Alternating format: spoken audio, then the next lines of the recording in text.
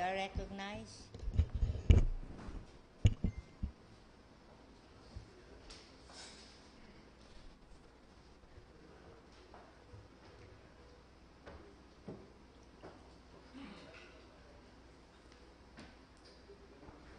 Our Honorable Presiding Officer, Vice Mayor Nene Diasis, my dear colleagues, ladies and gentlemen,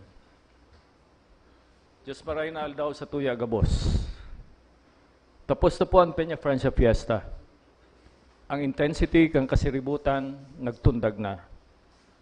Alagad sa puro kang pagtatapos kang kapistahan ni ina ngunya na taon, igwapalan kitang nalingawan na importanteng bagay sa istorya kan sa tuyang padangat na siyudad ng Naga.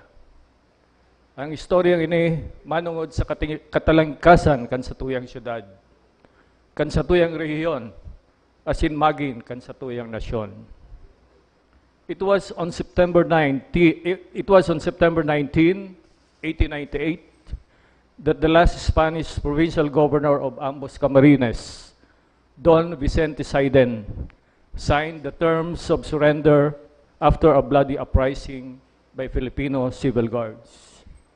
Such event, though tragic, eventually freed Naga, then known as Ciudad de Nueva Cáceres, as well as the province of Ambos Camarines in the Bicol region from 329 years of Spanish rule. The over 3 centuries of Spanish rule and oppression since Spanish conquistador Juan de Salcedo first came and conquered Bicol in 1573 had finally ended.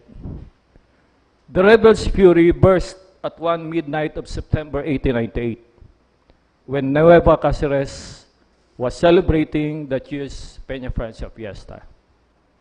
There was debate among local historians as to what exactly was the date of the start of the actual uprising.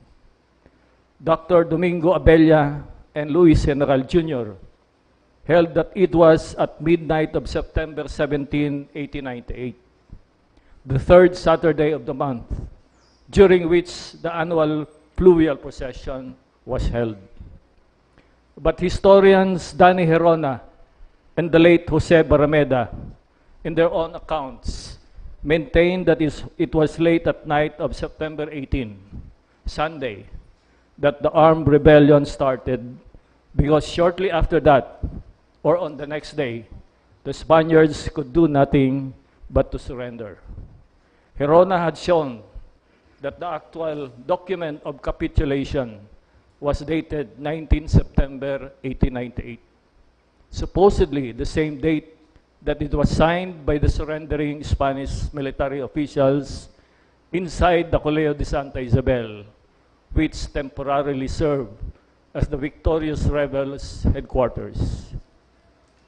Here's how historian Domingo Abella described that fateful day, that dreadful day, when Spanish blood were spilled in the major streets of Naga. The tragedy that occurred before daybreak is now history. And I quote, "The tragedy that occurred before daybreak is now history. The insurgents, led by Elias and Felix, were in complete control of the city, the streets of which were strewn with Spanish dead combatants and non-combatants, men, women, and children. At the Spanish garrison building laid lifeless its last commander, Capitan Francisco Andreu, with his whole family."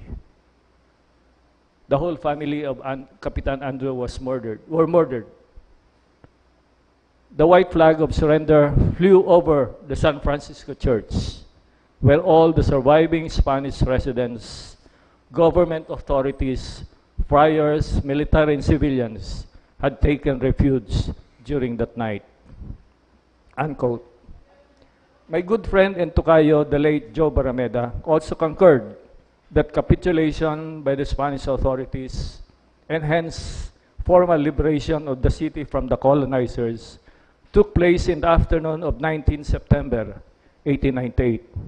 Thus, 19 September marks that day that the Filipinos in Nueva Cáceres regained their freedom. Bilang chairman ng Sangguniang Committee on Culture and the Arts, napasipara ko po ang importanteng chapter na ini kang istorya kan sa tuyang syudad.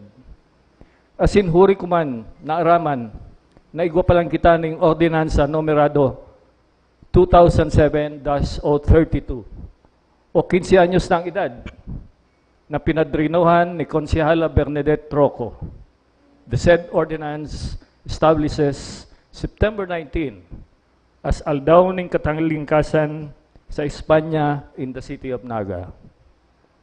I remember there was a time on the appointed date following the approval of the aforementioned ordinance that a formal program was held commemorating the day of the liberation of Naga from the Spanish authorities.